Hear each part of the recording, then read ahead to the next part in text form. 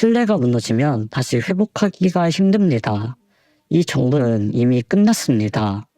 윤석열의 말년 동안 모든 죄를 심판할 수 있을지도 모르겠습니다. 한동훈 장관 탄핵 여론이 한창 크고 있습니다. 여당을 비롯해서 대통령, 그리고 한동훈 역시 탄핵은 절대 있을 수 없고 부당한 행위라고 규정하고 있는데, 정작 이재명 대표는 영장 기각 사유가 증거 불충분인데도 여전히 이재명 대표를 악마화하고 중대 범죄자 취급하고 있죠. 그런데 그 전에 윤석열이 몸담았던 검찰, 한동훈이 원하는 방향대로 수사해주는 검찰부터 뒤돌아봐야 할 것 같은데요. 영장 기각을 결정한 사법부를 비판할 게 아니라 당신들의 무능과 신뢰를 무너지게 한 부적절한 관례들을 돌아보라 이겁니다. 아주 충격적인 뉴스가 하나 나왔습니다. 검찰의 봐주기 관행이 사실인 것으로 밝혀졌다고 합니다. 이게 어떻게 된 일이냐면 공무원에게 뇌물 수천만 원을 줬다면서 뇌물 공여자가 구체적인 정황과 증거를 제보한 사건이 있었다고 합니다. 당시 정식 수사도 하지 않고 사건을 종결했던 검찰이 기존 판단을 뒤집고 오전 만에 해당 공무원을 재판에 넘겼다고 합니다. 재판에 다시 넘긴 이유가 황당합니다. 검찰이 명백한 이유로 수사 중단을 결정한 게 아니라서 경찰이 그 사이에 수사에 착수해 범죄 혐의가 있다고 판단했거든요. 수사도 제대로 않고 종결했다가 경찰이 움직이기 시작하니 그제야 기소를 했다는 거죠. 해당 제보자는 그래서 당시의 검사들을 특수직무유기 혐의로 고발하겠다고도 밝혔습니다. 아마 기억하시는 분들 계실 수도 있습니다. 이게 어떤 사건이었냐면 강연도 오산 부시장을 지난 7월에 특정범죄 가중처벌 등에 대한 법률 위반, 뇌물 혐의로 불구속 기소했거든요.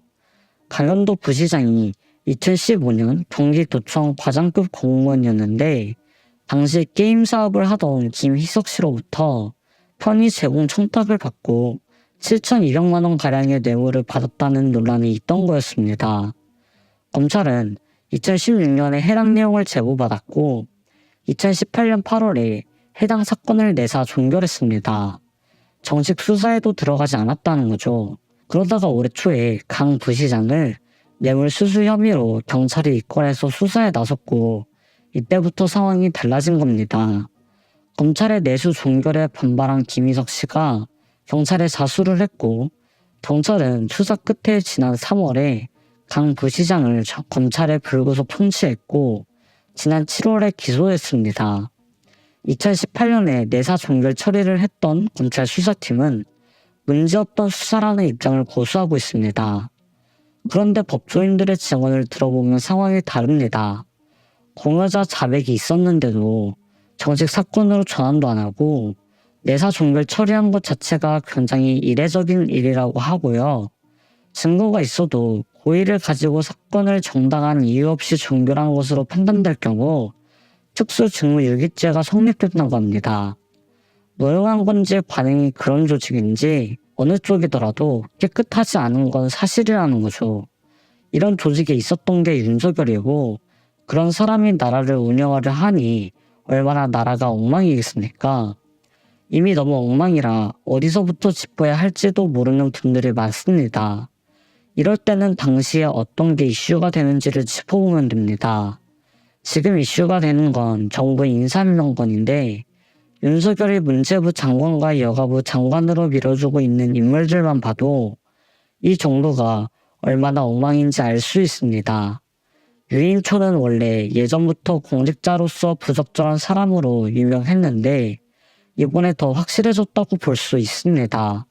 원희룡이나 한동훈 같은 사람들의 거짓말이 들통났던 것처럼 유인춘도 거짓말이 하나하나 드러나고 심지어 논란도 추가되고 있는 상황입니다.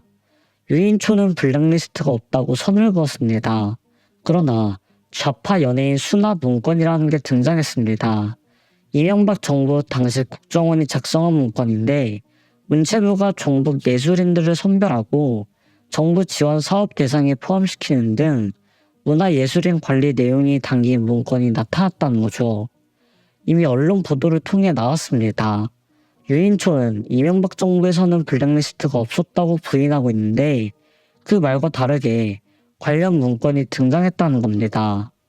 이명박 정부 국정원이 2010년에 작성한 문건을 보면 황당하기 짝이 없습니다. 예술계 종북 세력의 반정부 정치 활동 무력화라는 제목의 문건이 있습니다. 내용은 뭐냐면 정부에 비판적인 목소리를 내는 문화예술인들에 대한 제압 계획이 담겨 있습니다. 해당 문건에 있는 한 문장을 그대로 인용해드리겠습니다. 최근 연예계, 문화예술계 종북 인물들이 2012년 정치 일정 대선을 겨냥 새 결집을 꾀하면서 정부 비판 활동을 획책하고 있어 면밀 대처 필요. 여기에는 문성근, 윤도현, 명계남, 이회수 씨 등이 언급되어 있고요. 이들에 대한 평가도 그대로 인용해드리겠습니다. 정권 교체를 내세우며 야권 통합, 정권 비난 선동 노고라, 20, 30대 관심사인 실업 문제 등을 연극 콘서트 무대에 올려 감성을 자극. 더 중요한 건 유인촌이 이 사실을 알았냐는 건데 충분히 알고 있었던 걸로 확인됩니다. 왜냐면 해당 문건에는 이미 유인촌이 장관으로 재직 중이던 문체부의 역할도 명시한 내용도 있기 때문인데 내용을 보면 상당히 살벌합니다.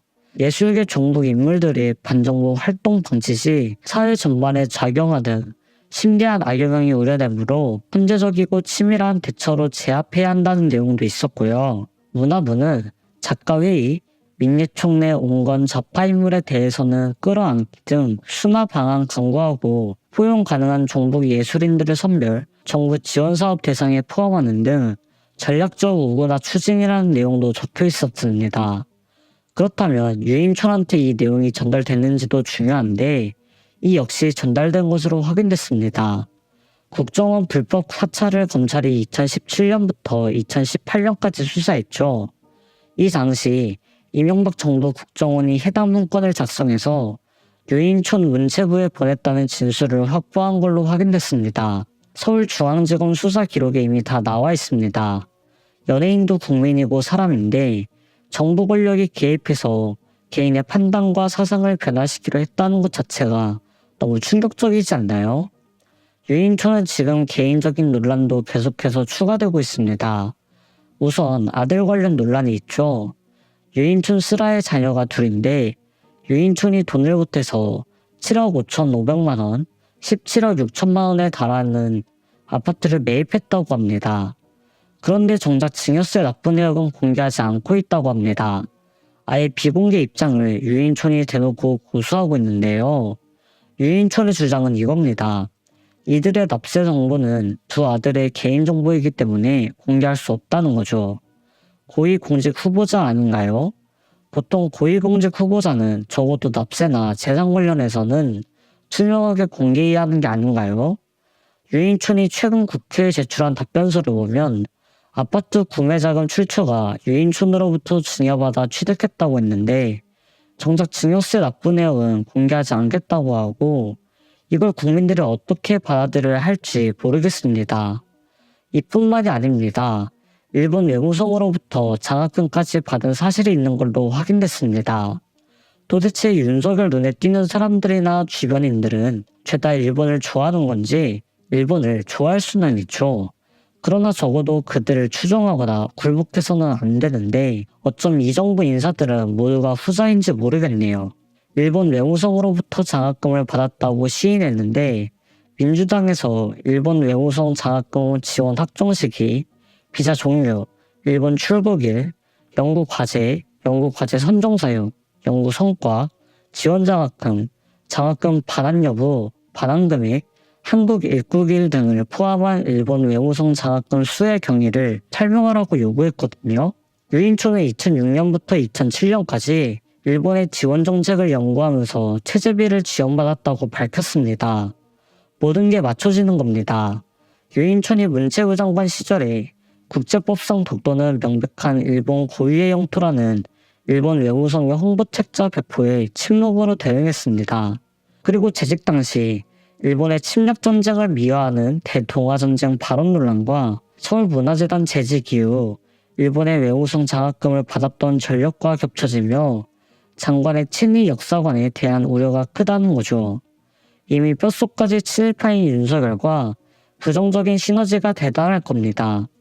대체 언제까지 우리나라를 일본에 갖다 바쳐야 하는 건지 모르겠습니다. 국민들을 위해서 일을 하라고 뽑아놨더니 대통령이라는 인간은 일본을 위해 일하고 있습니다.